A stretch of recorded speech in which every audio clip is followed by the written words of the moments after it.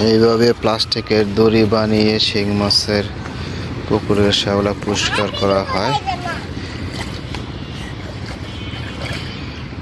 ছোট পুকুরে 20,000 শিং চাষ।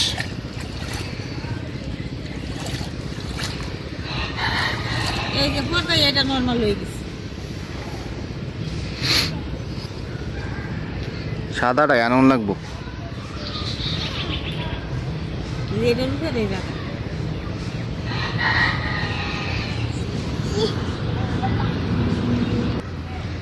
রিয়ান দেখো শ্যাওলা যাইতেছে, এই যে গাছের পাতা শ্যাওলা, এই যে দেখো